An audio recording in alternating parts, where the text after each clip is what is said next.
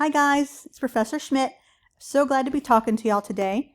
I wanted to go over taking typography and taking your type tool and using it as more of a design element instead of just plain font. Now, in order to take your font or your content and turn it into something that you can use as a design element, we first have to take it away from being a font and into being an image. Okay, so follow along with me. I opened an artboard that's 10 by 8. So go ahead and pause the video right now, get yourself set up with a 10 by 8 artboard, and then start me when you're ready to play.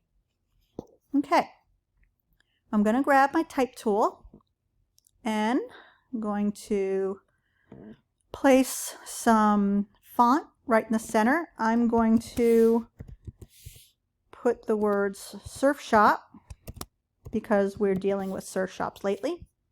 Okay, I'm going to center it on my board. I'm going to make it bigger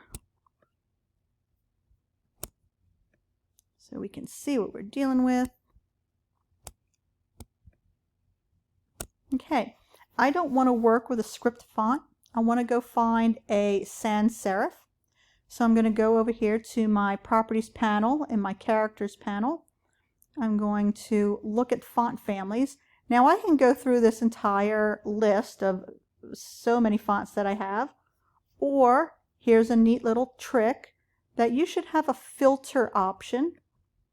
And in the filter option, you can choose a certain type of font that you're looking for. I know I'm looking for a very fixed width sans serif. So I'm going to go ahead and do that. And then I want to come back over here. I have now withered down my long list of fonts into something that I'm actually looking for. So why don't I choose don't like that. This will do. It's not my favorite.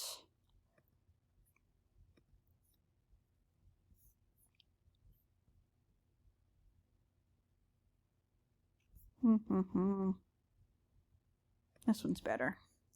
I don't want a light though. I want a bold. Okay, this one's good. And I'm going to go, remember all of our terms, our terminologies?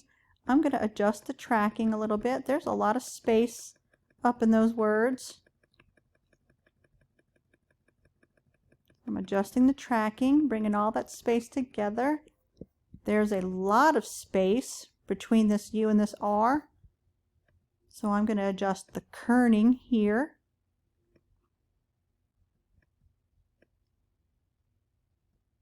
Okay. And then this is a lot of space for some reason. Okay, so one space bar is way too much. No space bar is way too little. So what can I do? I can adjust the kerning between those two words. It's going, it's taking a while. There you go. Okay, I'm happy with that spacing pretty much. I could go on forever, but I won't. Okay, and get it to fit on, there you go. Okay, I'm relatively happy with this. But all it is text right now. I can't really manipulate it. I can make it bigger. I can make it thinner. I can make it taller by just using the handles. I can do that, blah, blah, blah. But that's not really designing it. In order to design it, I need to take it away from being text and turn it into an image. I need to create outlines. Okay? So with it selected, with my selection tool, I'm going to go up to my top menu to type, create outlines. Now, once I've done it, I no longer have text. You don't see a cursor. You don't see my baseline. You usually have that line under there. And in my properties panel, there are no more options to manipulate the text. Character panel's gone. Paragraph's gone. Font family gone. Font size gone. Okay? So, be wary of that before you do this. Now, I want to get you in the habit of making safety nets for yourself. Okay, so right now I'm going to Command Z to undo Create Outlines.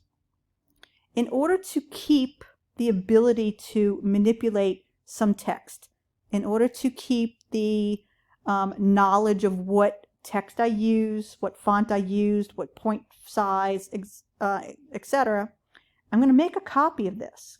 Command C, Command V. I've copy and pasted a copy.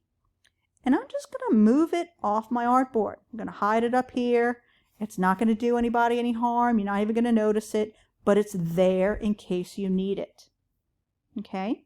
So you'll always have a reference to what you've used here. That's always a good idea. Even if you never use it, it's nice to know it's there. So I'm going to go back here to my font, go back up to Type, go to Create Outlines. I'm going to zoom in so you can really see, and I'm going to grab my direct selection tool so you can see I have anchor points, I have smooth points, I have corner points, I have corner targets, everything that I would need in order to manipulate this vector art. Now it's vector art, okay? So even in the simplest terms of designing a font for your logo, I can take, like say the F, the two bottom anchor points in the F, select those two. I'm taking my down arrow keys on my keyboard, and I'm just elongating the F. I'm going to take the two top anchor points, I'm clicking one, holding down Shift and clicking the second one, and then with my up arrow key, I'm elongating the H, and then I'm going to do the same with the P. So even these simple basic changes have turned this basic font into now a possible logo. Okay? In addition to your graphic that you're making, you can take, if I select them with just one click, it's still a grouping. If I go into my layers panel, okay, you see I have a group. Each one of these is the individual letter. I can ungroup these, okay? Select them all, go up to Edit, Object, Ungroup. Okay, now I can select them separately.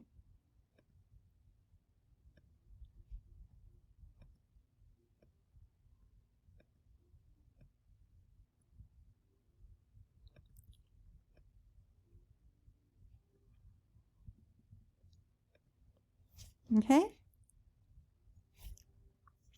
So, without creating outlines, you cannot use text as design elements like this.